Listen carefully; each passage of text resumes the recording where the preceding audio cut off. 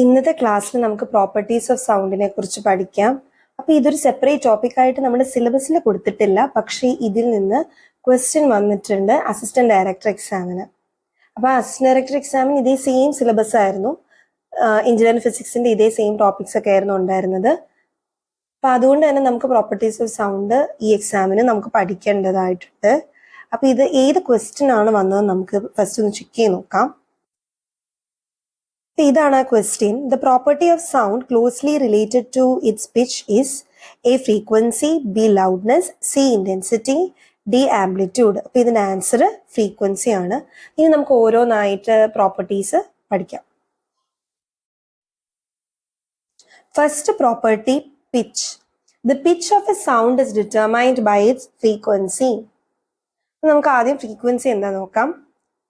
Frequency of a sound is the number of cycles completed by the wave in 1 second. The number of cycles completed by the wave in 1 second. അതാണ് frequency. ഒരു സെക്കൻഡില് 4 cycles complete ചെയ്തിട്ടുണ്ടെങ്കിൽ അതിന്റെ അർത്ഥം എന്താണ്? 4 hertz ആണ് അതിന്റെ frequency എന്നാണ്. അപ്പം ഫ്രീക്വൻസിയുടെ SI യൂണിറ്റ് ഹേർട്സ് ആണ്. ഓക്കെ, പിച്ച് എന്ന് പറയുന്നത് ഫ്രീക്വൻസി ആയിട്ട് റിലേറ്റ് ചെയ്തിട്ടുള്ള ഒരു പ്രോപ്പർട്ടിയാണ്.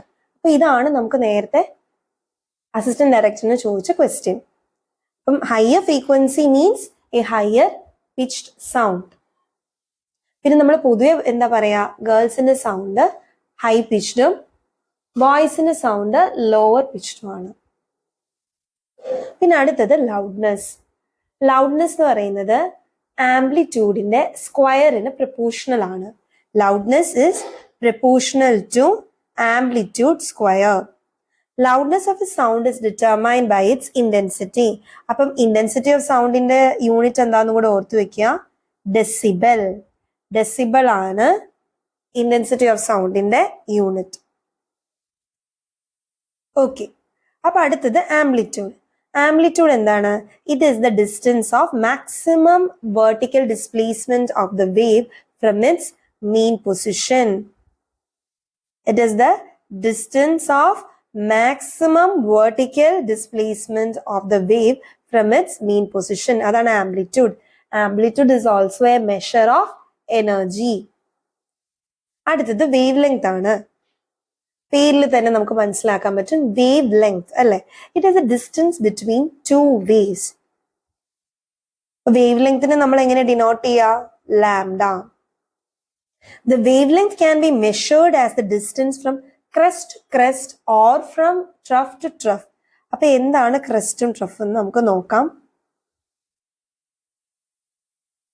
ഇങ്ങനെ നമ്മൾ വേവ് വരച്ചു. ഓക്കെ, ഇതിന്റെ മാക്സിമം പോയിന്റിനെ നമ്മൾ എന്താ പറയാ? ക്രസ്റ്റ് എന്നും ലോവസ്റ്റ് പോയിന്റിനെ ട്രഫ് എന്നും പറയും. അപ്പൊ ഒന്നില്ലെങ്കിൽ നമുക്ക് വേവ് ലെങ്ത് നമുക്ക് എങ്ങനെ കണ്ടുപിടിക്കാം? രണ്ട് ക്രസ്റ്റുകൾ തമ്മിലുള്ള ഡിസ്റ്റൻസ് അല്ലെങ്കിൽ രണ്ട് ട്രഫുകൾ തമ്മിലുള്ള ഡിസ്റ്റൻസിനെയാണ് നമ്മൾ വേവ് ലെങ്ത് എന്ന് പറയുന്നത്. ഓക്കെ, അടുത്തത് speed. Speed of the sound is the rate at which sound waves move through a medium. The speed of sound varies depending on the medium. മീഡിയത്തിനനുസരിച്ച് സൗണ്ടിന്റെ സ്പീഡ് മാറും. ഇത് വളരെ ഇമ്പോർട്ടൻ്റ് ആയിട്ടുള്ള ഒരു പോയിന്റ് ആണ്. സോളിഡ്, ലിക്വിഡ്, ഗ്യാസ്, ഇതിൽ എവിടെയാണ് സൗണ്ടിന്റെ സ്പീഡ് കൂടുതൽ? Solid.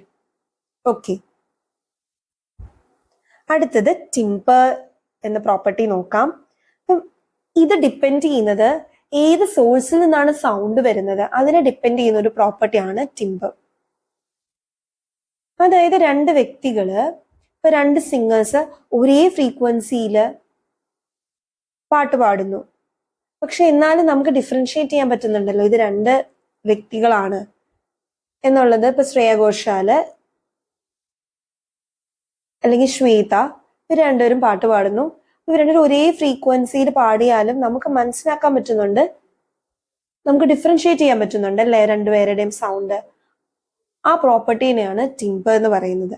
Timbre is the property used to differentiate sounds of the same frequency. It depends on the material through which the sound is produced. It is what makes a particular musical instrument or human voice have a different sound from another. ഇപ്പൊ ചെണ്ടയിൽ നിന്ന് വരുന്ന sound വേറെ, തബലയിൽ നിന്ന് വരുന്ന sound വേറെ രീതിയിൽ. Same ഫ്രീക്വൻസിയിൽ പാടിയാലും നമുക്ക് രണ്ടും ഡിഫറൻഷിയേറ്റ് ചെയ്യാൻ പറ്റുന്നുണ്ട്. അപ്പൊ അങ്ങനെ ഡിഫറൻഷിയേറ്റ് ചെയ്യാൻ വേണ്ടിയിട്ട് യൂസ് ചെയ്യുന്ന ഒരു പ്രോപ്പർട്ടിയാണ് ടിംബർ എന്ന് പറയുന്നത്.